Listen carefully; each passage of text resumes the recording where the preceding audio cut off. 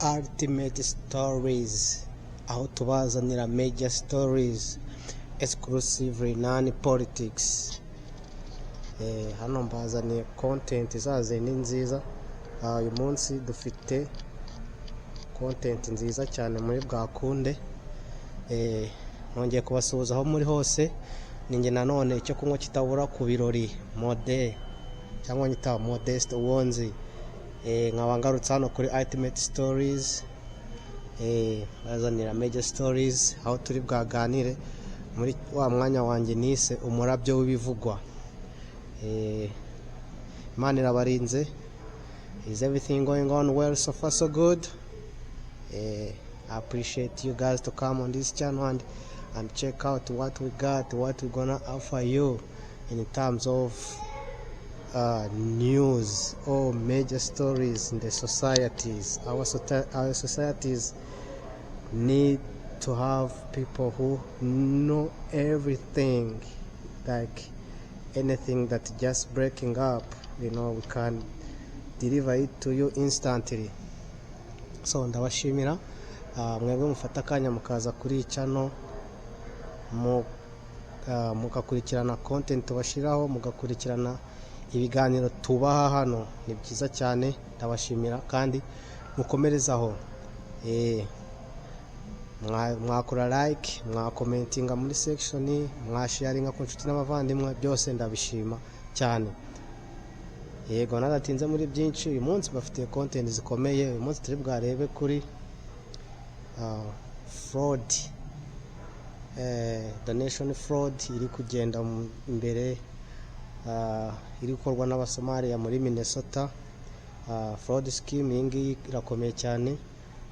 Turebe ukuntu umwana w'imyaka 23 witwa, ariko ndaza kugaruka mbibabwe kamanze mbacishiriza mu byo ndi bwaganirizaho uyu munsi.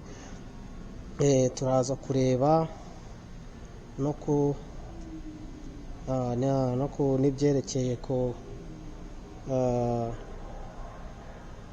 byerekeye kuki turareba ku byerekeye ko kurabona champagne zino mu abantu bakunda gufungura cyane.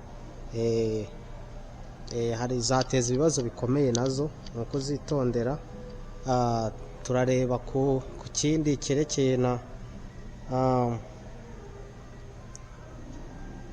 turakucyerekeye na n'iby'akazi cyangwa kubona akazi, cyane cyane akazi ko gutwara, aho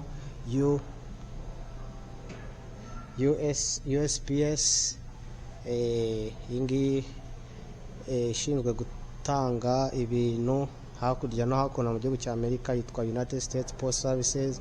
Ibwakenera abashoferi, ifite amakamyo menshi yo guha abashoferi. Turebe no ku bindi byerekeranye n'ibintu byinshi turi bwacishemo amaso, turi bwavugeho. Ntabwo ari byinshi ariko ni byinshi turi bwavuge. Muri kuri iyi view kandi y'ahantu murabona ko hano hameze neza. Hari vintage vehicles, old school, nk'iki cyuma rwose kiba kihagazeho. Zooming kirebe neza. Beautiful here. So katangire, ariko nataratangira ndashaka kwibutsa abantu bose ufite gahunda yo kujya gutura muri Amerika, aho bitegura nawe uriyo umushyashya uriyo, ushaka gusobanukirwa credit history ukuntu ikorwa, ushaka kumenya niki cyambere uzamenya nugera mu gihugu cya Amerika, ushaka kwibuka kuko ni ubutaka bw'ibiroto, aho wuzuza inzozi zawe bivuye mu maboko yawe mu byo ukora. Wangeraho muri TikTok, link yanjye iri muri description, ukangeraho kuri Mode the Emperor, tukagira ikintu tuvugana, ukagira ibyo usobanukirwa. So kangende straight mu byanzanya hano kuri Ultimate Stories. So fraud scheme igenda imbere muri leta imwe muri Amerika yitwa Minnesota, iterwa n'Abasomalia. Ahangaha bano Basomalia bagira iki? Bakorana n'abantu ku bya daycare, aho I think babona incentives cyangwa subsidies. Subsidies ni ikintu leta ifasha mu bantu kugira ngo bakomeze bakore business bohereza ubufasha buturuka ku mafaranga, niko twavuga ku nguzanyo. Si nk'inguzanyo, subsidies ntabwo ari nk'inguzanyo.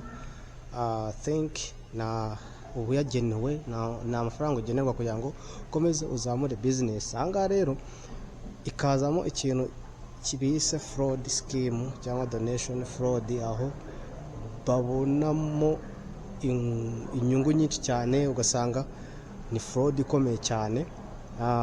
So hano hari umwana w'imyaka 23 witwa Nick Charles wabyukije igihugu. Leta turabizi ko na perezida w'igihugu cya Amerika Donald Trump yagerageje kubavugaho nabi, ashaka nyine gukoresha IC n'umushinga yafunguye utwara abantu kubasubiza mu bigo byabo. IC mu magambo ahinnye, ariko magambo yose ni Immigration, Custom and Enforcement. Bano bashinzwe gufata abantu bakabadipotinga. So ibyo rero byateye urujijo cyane kubona ukuntu Somalian communities in Minnesota ukuntu bagerageza gukora ubwo butekamutwe, bavuga ngo bafite daycare zino niho batwara abana. Ababyeyi babo bafite akazi kenshi aho batwara abana kurerwa, bava mu kazi bakaza kubafata. Biba ngombwa ko habamo kubikurikirana, basanga harimo ikintu cy'ubutekamutwe. So iyo ni major story nagira ngo mbamenyeshe abatabizi babimenye uko ibintu bihagaze muri ruhande rwa Minnesota muri Amerika. Abasomalia rero bahuye n'ibibazo cyane, aho bari guteshwa umutwe bitewe nuko kino gihe kino gihugu cya Amerika kirimo kiragenda gisubiza abantu mu bihugu byabo badashaka bimukira cyane. So ubu ngubu yibasiye abasomali cyane uriya mugabo, aho avuga ngo igihugu cyabo ni umwanda, ngo ashaka kubasubizayo kubera n'izo mpamvu z'uko biteza imbere bakora akazi kabungukira, aho na leta igomba kubafasha, ariko bakabikora mu buryo bugaragara ko butamushimishije. Akaba ashaka kubasubizayo iwabo. Abasomali rero nabo bahuye n'ibibazo cyane, kuko n'abantu bakunda kuba banyakamwe cyangwa bimenya aho batuye bonyine. Gisanga bari abantu bavuga ngo bo ntago ari abirabura, ngo bo bitwa Abasomalians. So nuko ko Abasomali aho bari ubuzima bwabo bwose babaho bicuza impamvu ari abirabura. Numva ko ari ikibazo cyane gikomeye, ari uburwayi bukomeye cyane, uburwayi bukomeye cyane kubona Imana yarakuremye uri umwirabura ariko ukabyanga ukabizira kandi utahinduka. Uba ugomba kwakira icyo Imana yaguhaye, kuko you are created in a unique way. God made you in a unique way. You have to appreciate that. So nuko rero ibintu bihagaze. Ikindi nashaka turebe hano kuri major stories, bigaragara ko muri Switzerland, igice cyitwa Swiss Alps, ahantu mu misozi ya Alps, ku munsi New Year's Eve, umwaka bizizaga umwaka mushyashya, bakinishije icupa rya champagne bashiraho amasparkling, bakazajya bayazunguza mu kirere, agaturika gakubita kuri siringi hejuru. Kumba aho kubita kuri siringi hejuru harimo arakora friction. Izo friction rero yavuyeho umuriro, inkongi y'umuriro mbi cyane, ku buryo yahitanye abantu bagera muri 50, abandi barakomereka. Ni ibintu bitagenze neza kuri ruhande, abantu ho bagize impanuka ikomeye cyane. Ariko impamvu ndi kubivugaho, kandi abantu bahuye babitakariyemo ubuzima, Imana iruhukiro ridashira, n'abakomeretse kubera impanuka y'umuriro, bihangane. Impamvu bivuzeho ni ukugira ngo dusobanukirwe ko gukinisha umuriro atari ikintu cyiza, cyane cyane mu bantu benshi. Bakuri abo bafashe champagne bazirikaho sparklers, sparkling, ibintu nyine biriya bituma nyine umuriro waka ku munsi mukuru w'umwaka, kandi bari mu nzu hagati ntabwo bari hanze. So bakazikora na champagne ukuntu bazi popping, popping the barrel, imifuniko ikazajya iriho sparkle ikazajya ikubita ku bikuta hejuru. So usanga yarateje impanuka ikomeye aho ngaho. So nuko rero muri ruhande rwa Switzerland muri RPC, mu kabari kamwe kitwa Swiss RPC bar niko byabagendekeye. So turabasengera kandi bihangane cyane. Ni impanuka yabaye, impanuka ntawe iteguza rwose. Niyo mpamvu tuba dukwiriye kwitwararika mu byo dukora. So nuko bimeze hano kuri Ultimate Stories. Ndabasaba kusharing ino video ku nshuti n'abavandimwe, kugira icyo wa commentinga hasi muri comment section, ndabishimira cyane. Ukanashiraho karaga kumwe kerekana ko wayikunze, nabyo biradufasha hano kuri Ultimate Stories, aho tubazanira major stories exclusively, non politics. So ubu ngubu dukomeze turebe ku yindi major story nabaganirizaho, aho umutegetsi ukomeye w'igihugu cya Venezuela witwa Nicolas Maduro yashoboye gufatwa. Twavuga ko bamukidnappinze bakoresha imbaraga z'umurengera, bamusanga mu rugo rwe n'umugore we, barabatwara babapfutse, babatwaye igitumo bikomeye cyane. Azana muri leta imwe ya Amerika yitwa New York, mu rukiko kuburanwa ibyaha ashinjwa byatumye ibyo ari gucamo bimugeraho, ko yakoreshaga ibiyobyabwenge abicisha ku nyanja mu mato manini akabijyana mu gihugu cya Amerika, kigatuma abaturage baho babikoresha icyo bise nako terrorism. Urumva ni icyaha gikomeye kuhaba urubyiruko rutoye ibiyobyabwenge, ugasanga ntabwo babishoboye kubyitwaramo ko ubuzima bw'abasore bumera. So gifatwa nk'icyaha gikomeye cyane ku buryo n'igihugu cya Amerika cyakoze ko gishoboye kugira ngo kimuhagarike, bamushiraho ibyo byaha. So aho yagiye kuburanishirizwa mu rukiko rumwe cyangwa muri court iburanya abantu bakomeye bo hejuru, high end people, court ifite ubwo bubasha yagerageje kumusomera ibyaha akora cyangwa ibyaha afite, ariko Maduro arabihakana, avuga ko we ari gupringa not guilty. He pleaded not guilty, ariko akiri kwisobanura ukuntu yafashwe, yashimushwe, umucamanza amuvugiramo asa nk'umucecekesha, ashaka kumwereka ko nta jambo ahafite. So ahantu rero yafungiwe ni ahantu habi cyane, ariko abantu bakomeye niho bakunda kuburanishirizwa. Ahantu niho Arakeri yaburanishirijwe, n'abandi bakoze ibyaha bikomeye muri New York. PDD niho yaburanishirijwe, cyangwa niho yafungiwe, niko nabyita. Ni gereza aho bafungira aba bantu bakomeye. So aho yafungiye rero n'ubundi bafungira ba bantu ubona ko bakoze ibyaha by'urukozasoni cyane, birenze indengakamere. So rero niyo indi major story nakuzaniye, wenda wagira icyo wigamo, wagira icyo wamenyamo, aho wabyumvishije cyangwa n'ahandi ari hano honyine ubisanga. Ni njyewe njyenyine ubazanira major stories all over the world, nta wundi wakora bino nkora uretse njyewe njyenyine. So ntabwo ari ukwiyemera cyangwa iki, nkora akazi gakomeye kandi nkaguha I bring this to you in a stylish way. Nawe uri kubyibonera ahantu ndi, aha hantu ndi wakumva ibyo mvuga nta rungu ufite. Ureba n'iki kinyabiziga bise Corvette, kifuza kukijyamo, ngiyi Corvette badge na V8 model. Kihera ijisho rwose, ibintu byari byiza cyane. aya baji ya Corvette, n'imodoka za zamani ngizi hano, aho kubona abantu ba kera babagaho batwara imodoka nyine ubona ko zari zikoranye ubuhanga cyane n'ubushake burenze kwemera. Zifite ama angles,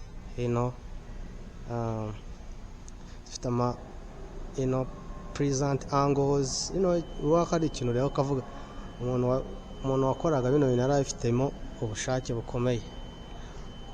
So inkuru ya nyuma nshaka ko tuvugaho rero natararangiza natarafungaye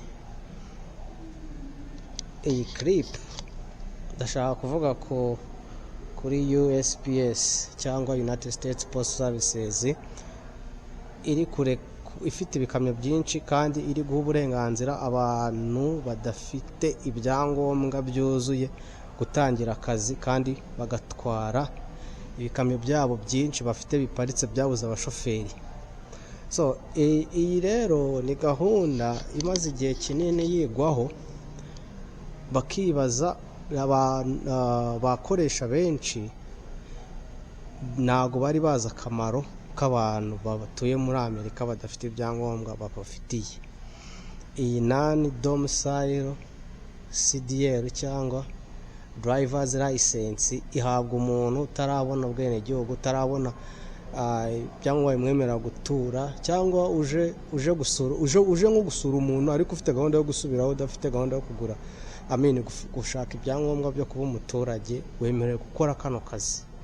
Ariko sometimes hari igihe baha abantu akazi na experience bafite, ugasanga bari gukora ibifite byinshi, bari gutwara nabi, bakora amagisida. Ariko kubera ubushake kubera ubwinshi bw'abantu bari mu gihugu cya Amerika ariko badafite ibyangombwa, cyangwa waba uje nko gusura umuntu wawe ukaba uzamara igihe kitarenga wenda amezi 3, ariko udashaka kubaho wicaye, wemerewe kujya gushaka iyo non-domicile driver's license, ugatangira gutwara nta muntu ugufasha ku kuboko, nta muntu uguhagaritse. Ariko kubera kino gihe abimukira bari kugendwaho cyane, byazanye ikibazo cyane. Ariko United States Post Services yo ikeneye abashoferi benshi. So ubonye uburyo wajya muri urwo ruhande rwabo, ubwo nuba nimba bakeneye abakozi batwara, bakeneye abakozi bakoramo imbere. Udashoboye gutwara wajya gukoramo imbere. Ibyo bakoramo ni abantu badelivaringa post services, post mails n'izindi packages nyine umuntu yakenera mu buzima. So nuwako ibyo mwakumva byose ngo abimukira ibiki n'ibiki, akazi n'ubundi usanga uhageze mu buryo bwemewe n'amategeko, ariko udafite gahunda yo gufata ibyangombwa vuba ngo utangire kuba umuturage waho, watangira gukora ariko utari ngombwa ngo ushake ibyangombwa by'umurengera.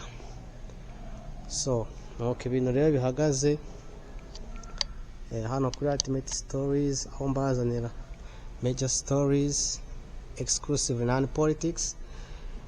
Nizo nshoboye kubashakira, kandi bashimira kuba mufata umwanya mukaza mukareba content nshiraho hano,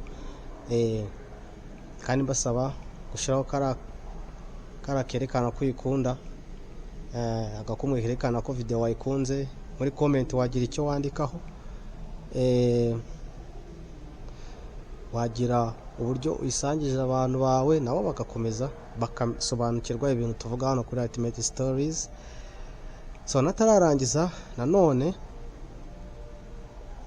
umuntu wese ushaka gusobanukirwa credit history, credit bureau, credit score bikora gute muri iki gihugu, nicyo kintu cya mbere uzumva kugira ngo ubashe kuhatura, n'imibereho yaho ubashe kuyishobora, cyane cyane uzi kwigenzura mu kwishyura abantu baguhaye ideni, ukubaka amanota meza. Aya manota meza atuma ugera ku bintu byinshi mu buzima, kandi wakagombye kuba waravunitse cyane kugira ngo ubigereho. Basically no ni shortcut yo kugira ngo utavunika mu mutwe, mu bwonko, amaboko, ariko ugakora ugatunga ikintu mu buryo butagusaba kuba uri umuherwe wa wundi urenze bya hatari. So nuko rero ibi bintu rero urashaka kubisobanukirwa, wakwanga wakwemera bino bintu urashaka kubisobanukirwa. Gende hano kugufasha kugira ngo utazagira igihe ukicuza ukavuga se ko bino bintu natabimenye koko, iyo mbimenya hakiri kare ubu ngubu simba basimagazaho neza kurushaho. So basically nuko bimeze. Ndabashimira nanone ndabasezera mu gihe ibihe byiza.